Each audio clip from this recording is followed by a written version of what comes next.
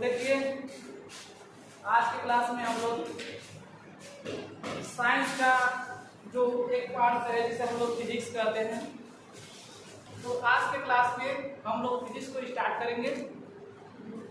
Physics का जो first chapter है जिसमें आज हम लोग यूनिट एंड डायमेंशन को स्टडी करेंगे। यूनिट एंड डायमेंशन क्या होता है? तो यूनिट एंड डायमेंशन को आज हम लोग जाने से पहले unit and dimension unit and dimension क्या है आज हम इसे पढ़ते हैं। इसको जानने से पहले हमको जानना है कि फिजिक्स क्या है, जिसे हम लोग कहते हैं भौतिक। भौतिक क्या है? तो भौतिक को हम लोग जानते हैं कि जो भौतिक होता है, आप केमिस्ट्री भी पढ़ेंगे जिसे हम लोग रसायन विज्ञान कहते हैं, रसायन। बायोलॉजी भी पढ़ेंगे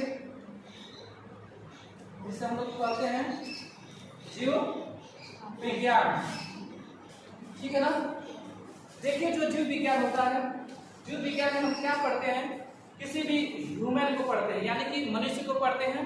उसमें मनुष्य का जो ऑर्गन्स होते हैं, लिविंग्स के बारे में, यानी कि जीवित के बारे में, और जो नॉन लिविंग्स है, जो निर्जीव है, उनके बारे में हम लोग इसमें स्टडी करते हैं। किसमें? बायोलॉजी में। ठीक है ना? बायोलॉजी में हम लोग मानव के बारे में, जीव जंतुओं के बारे में हम लोग स्टडी करते हैं। लेकिन अगर बात की जाए ठीक केमिस्ट्री, तो केमिस्ट्री में हम क्या पढ़ते हैं? अभी जो हमारे पास जो तत्व होते हैं, क्या होते हैं? तत्व होते हैं। तत्वों के रासायनिक गुणों को हम लोग पढ़ते हैं, यानी कि किसी भी तत्व का क्या गुण है, किसी भी पदार्थ का क्या गुण, उसके बारे में हम लोग स्टडी करते हैं। लेकिन बात आती है कि फिजिक्स। फिजिक्स क्या है? तो फिजिक्स को जानने के लिए हम कहेंगे सर फिजिक्स के अंदर, फिजिक्स के अंदर हम लोग जो पढ़ते हैं, स्टडी करते हैं, वो क्या पढ़ते हैं? तो हम ऊर्जा और द्रव के बीच आपसी संबंध को क्या कहते हैं? भौतिक विज्ञान, भौतिक या फिजिक्स कहते हैं। ठीक है ना? जैसे अगर बात की जाए तो E बराबर जो mc स्क्वायर होता है, E बराबर mc स्क्वायर। E क्या इसमें है? एनर्जी, यानी कि ऊर्जा। E क्या है? ऊर्जा है। आगे हम लोग ऊर्जा को स्टडी करेंगे। फिलहाल यहाँ पर हम लोग इसमें संबंध देखते हैं कि हम संबंध में क्या पढ़ेंगे। यहाँ E जो होता है क्या होता है? हमारा ऊर्जा होता है। M क्या होता है? मास, जिसे हम क्या बोलते हैं? द्रव्यमान पढ़ते हैं। क्या पढ़ते हैं? द्रव्यमान। C क्या है? निर्वात। क्या है? निर्वात। निर्वात में प्रकाश की क्या है? प्रकाश की चाल। निर्वात को हम इंग्लिश में बैटरी पढ़ते हैं। निर्वात होता क्या है? हम कहेंगे जब हम अपने अर्थ को छोड़ के जब अपने अर्थ से बाहर की तरफ जाते हैं, तो वहाँ पे वायुमंडल नहीं, वायुमंडल नहीं, वायुमंडल नहीं। अर्थ के बाहर क्या वायुमंडल है? नहीं। इसीलिए हम लोग ऑक्सीजन को लेकर जाते हैं। जब हमको अंतरिक्ष में जाना होता है, जब किसी प्लेनेट पे किसी को जाना होता है, तो किसके माध्यम से जाते हैं? हम लोग किसी न किसी सैटेलाइट, जो हमारे पास कहीं सैटेलाइट में हमको जाना है, जैसे मान लीजिए चंद्रमा को हमको जाना है, हमको ऑक्सीजन की जरूरत पड़ेगी, क्योंकि वहाँ पर वायुमंडल है नहीं, तो ऑक्सीजन तो हमको मिलेगा नहीं, तो ऑक्सीजन की आवश्यकता होगी। लेकिन ऑक्सीजन की आवश्यकता होगी, ऑक्सीजन हमको कहाँ पर मिलता है? हमारे पृथ्वी पर, यानी भूभाग पर। हमारे पृथ्वी पर क्या है? ऑक्सीजन है, और कहीं पे ऑक्सीजन नहीं है, ऑक्सीजन नहीं है।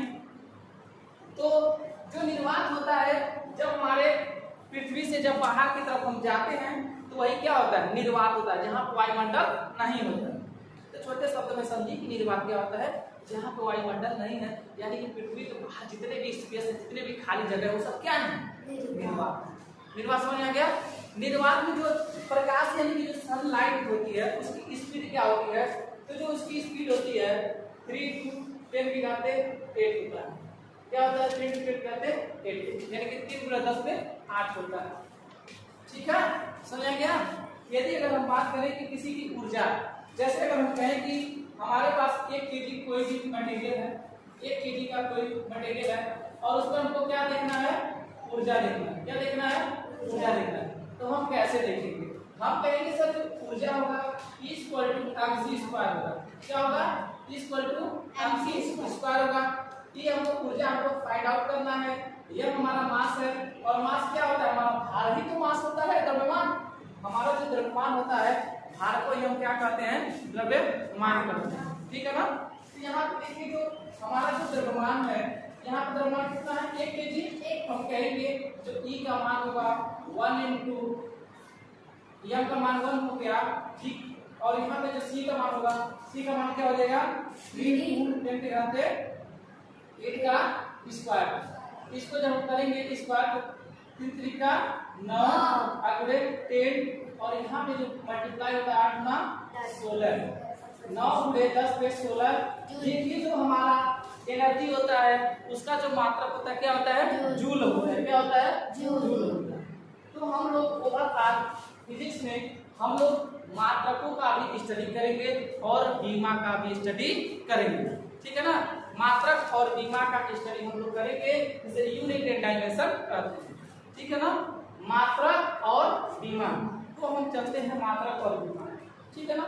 देखिए किसी भी चीज को मापने के लिए, तौलने के लिए किसी न किसी यंत्र की आवश्यकता पड़ती है।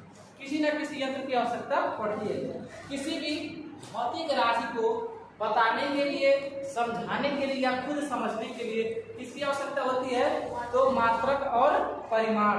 मात्रक और परिमाण दो चीजों की आवश्यकता होती है किसी भी भौतिक राशि को बताने के लिए। किसी भी भौतिक राशि को बताने के लिए किसकी आवश्यकता होती है? तो हम कहेंगे सर मात्रक की और किसकी आवश्यकता होगी? मात्रक और किसकी आवश्यकता होगी? बताइए किसकी आवश्यकता होगी? परिमाण। परिमाण। तो मात्रक और परिमाण की आवश्यकता होगी। बिना हम लोग परिमाण या मात्रक के हम कोई भी चीज कंफ्यूजन में रहेंगे कि ये क्या होता है। जैसे मान लीजिए अगर हमारे पास कोई परिमाण है, परिमाण क्या है? तो हम कहेंगे मान लीजिए 10 है। क्या है? 10 है। 10 क्या है? परिमाण है। लेकिन अगर हम आपसे हमको कुछ सामान लेना है, मान लीजिए हम किसी दुकान पे गए और हमको सामान लेना है, हम कहेंगे कि हमको 10 दे दीजिए। 10 क्या मतलब है? तो समझ पा रहे हैं 10 क्या है? उसके यूनिट को बताइए, उसके यूनिट को बताइए कि 10 क्या है। ठीक है ना? तो देखिए यदि आपसे कहा जाए कि 10 दे दीजिए, तो समझ में आ रहा है 10 भाई क्या मांग रहे हैं? 10 क्या चाहिए तुमको? तो आप कहेंगे कि जो चीजें लेनी होगी, हम कहेंगे 10 केजी दे दीजिए। 10 केजी आपको चीनी लेना है, तेल लेना है, कुछ भी लेना है, नमक लेना है, सब्जी लेना है, आप कहेंगे क्या? हमको 10 केजी दे दीजिए। तब ना समझ में आएगा कि 10 केजी आप चीनी मांग रहे हैं। सिर्फ 10 चाहिए तो समझ पाएंगे क्या? नहीं समझ पाएंगे। यहाँ पे जो 10 होता है इसे ही हम लोग क्या कहते हैं? इसे हम परिमाण कहते हैं। क्या कहते हैं? परिमाण कहते हैं। और ये जो केजी बता रहा है ये हमारे क्या होते हैं? तो मात्रक होते हैं। क्या होते हैं? मात्रक होते हैं। तो हम कहेंगे किसी भी भौतिक राशि को दर्शाने के लिए या बताने के लिए दो चीजों की नीड होती है, दो चीजों की आवश्यकता होती है। वह क्या होता है? तो परिमाण और मात्रक। आप कहीं भी यदि कोई भी डिजिट या अंक है, कोई भी डिजिट या अंक है, यानी कि नंबर है या संख्या, इसे हम क्या कहते हैं? क्या कहते हैं? परिमाण। क्या कहते हैं? परिमाण कहते हैं। और जो उसको बताए कि आपको कितना लीटर चाहिए, 1 लीटर चाहिए, सेंटीमीटर में चाहिए, कोई भी चीज किसमें चाहिए, वही हमारा क्या होता है? मात्रक होता है। समझ गया? जैसे हम कहें 5 लीटर दूध दीजिए, तो 5 क्या है इसमें? परिमाण है। और लीटर क्या है? मात्रक है। तो क्या बिना मात्रक हम किसी चीज को डिफाइन कर पाएंगे? किसी चीज को समझ पाएंगे? हमको जरूरत होती है मात्रक की, इसलिए आज इसके बारे में हम कंप्लीट स्टडी करेंगे। ठीक है ना?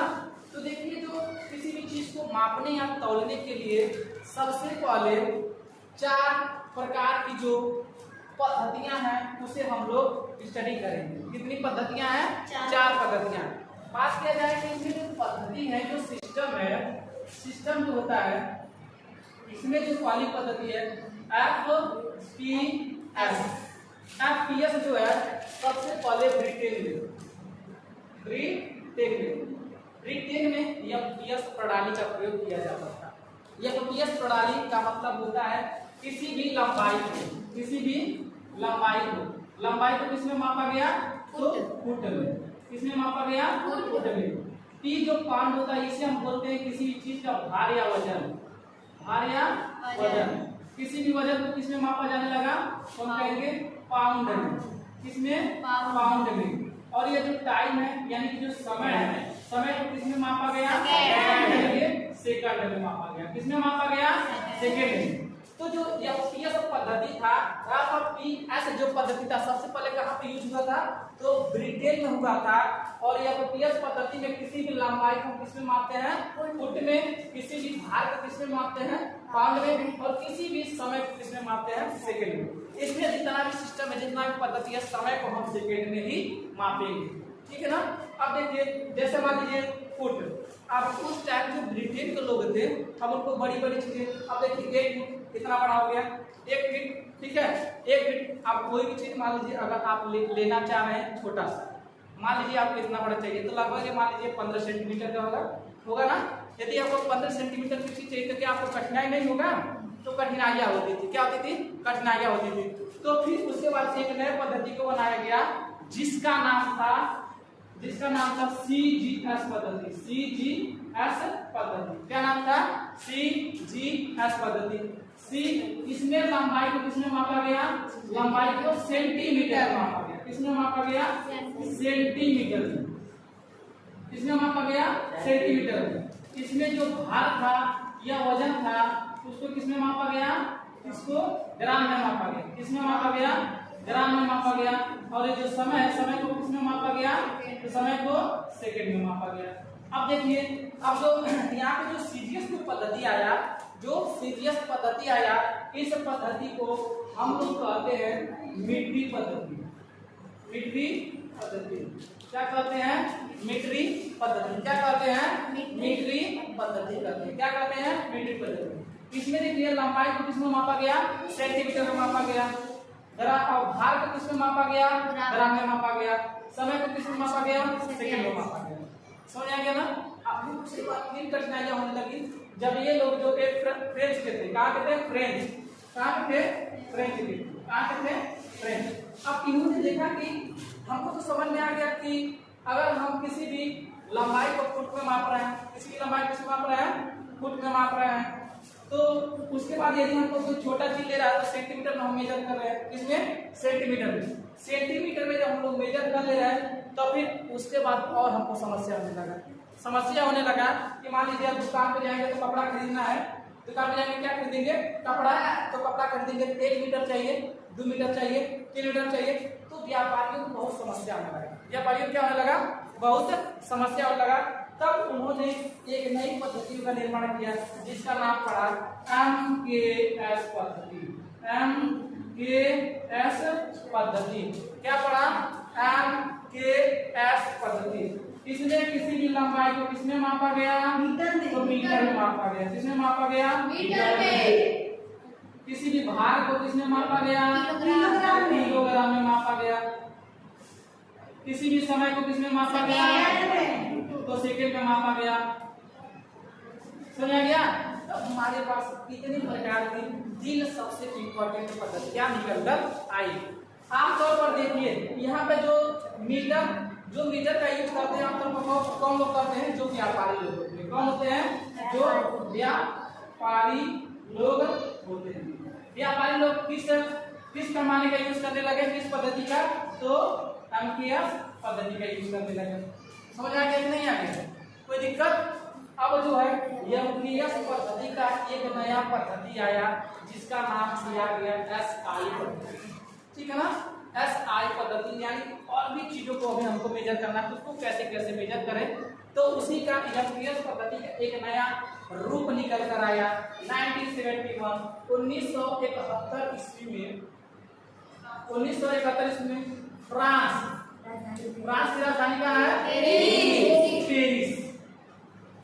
फ्रांस की राजधानी पेरिस में जो यह मीट्रिक जो माप तौल की जो सबसे बड़ी जो संस्था है वहां से इसको मान्यता प्राप्त हुआ SI पद्धति का। किस पद्धति का? SI SI पद्धति। और जो यह SI पद्धति है MPS पद्धति का ही एक नया रूप है। क्या है? एक नया रूप है।